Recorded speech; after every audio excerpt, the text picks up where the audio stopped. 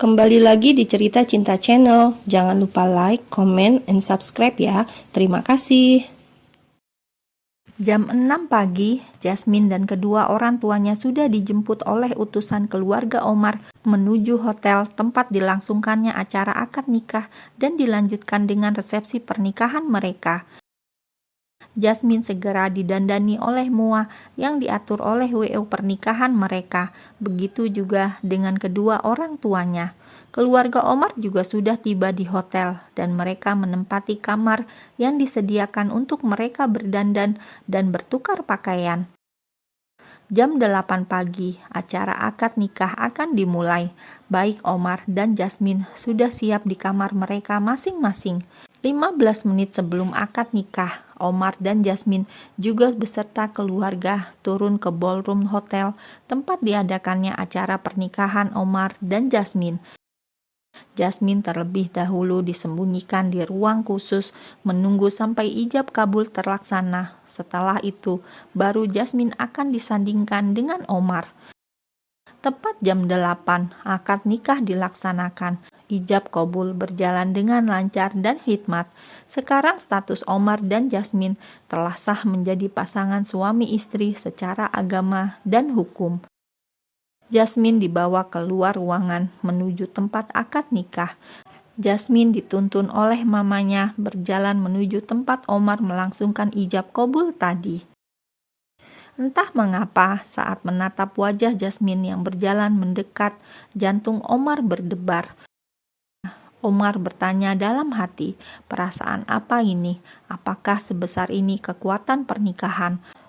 Mengapa dia sangat cantik hari ini? Dia yang barusan aku sunting dari orang tuanya dan sekarang sudah menjadi milikku dengan seketika dalam jabatan tangan dan ikrar ijab kabul pernikahan. Sekarang dia telah menjadi tanggung jawabku yang kelak akan aku pertanggungjawabkan di hadapan Tuhan. Apakah aku sanggup? Apakah aku bisa melindungi dan menyayanginya?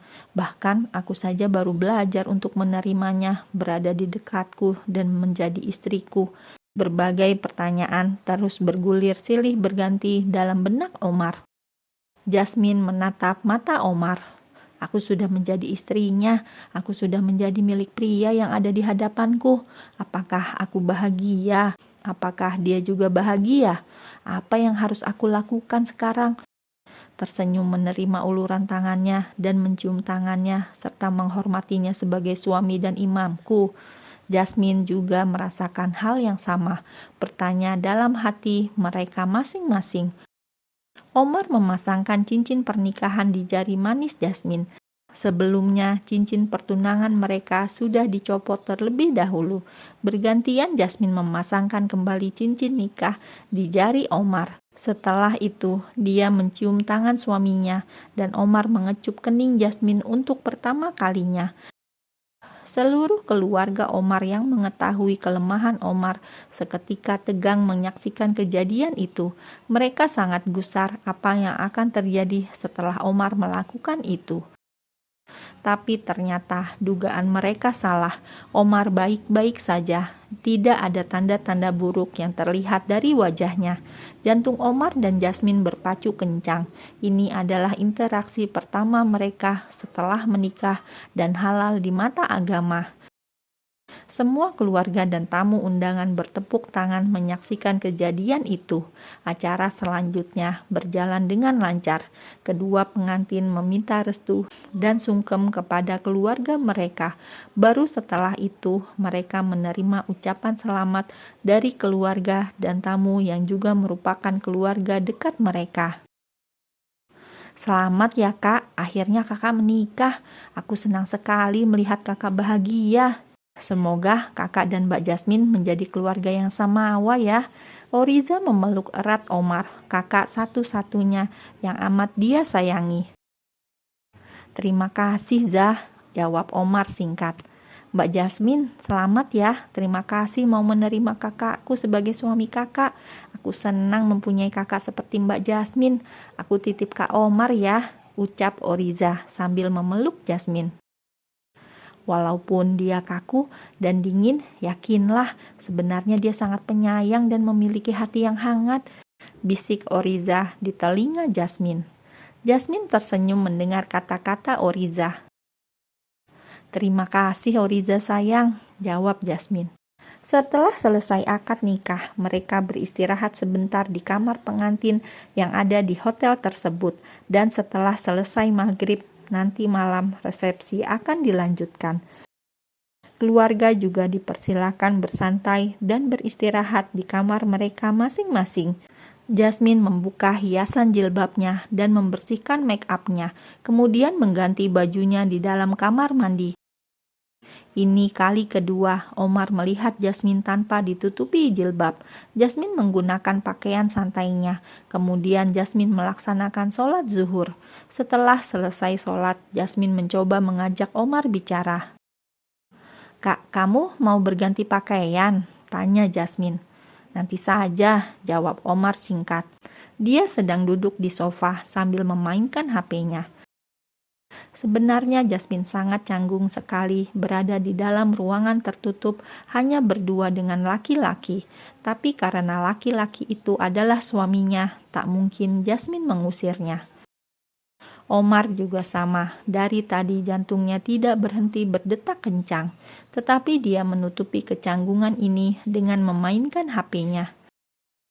"Jika kamu membutuhkan sesuatu, katakan saja, biar aku menyiapkannya untuk kamu," ucap Jasmine. Balas Omar.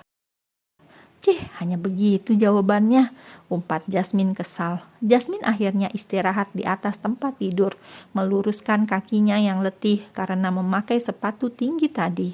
Tanpa sadar, Jasmine malah tertidur. Omar yang kurang tidur tadi malam mulai mengantuk karena tidak ada aktivitas yang bisa dia lakukan di ruangan ini. Mau keluar, dia malas menanggapi tatapan orang yang melihat pengantin baru kenapa meninggalkan pasangannya sendiri di kamar. Tadi saja kalau bukan karena desakan om dan tantenya, dia malas sekali masuk ke kamar pengantin ini. Akhirnya Omar juga tertidur di sofa. Sampai jam 5 sore, Jasmine tersentak dari tidurnya. Dia melihat hanya dia yang tidur di tempat tidur. "Di mana Omar?" Jasmine melemparkan pandangannya ke tempat tadi Omar duduk sebelum dia tidur. Ternyata Omar juga tertidur di atas sofa. Jasmine masuk ke kamar mandi dan mandi. Setelah itu dia sholat asar dan bersiap-siap karena sebentar lagi Mua akan datang mendandani mereka. "Mas, bangun," panggil Jasmine. Tapi Omar tidak juga bangun. "Omar, bangun," panggilnya dengan suara yang lebih tinggi.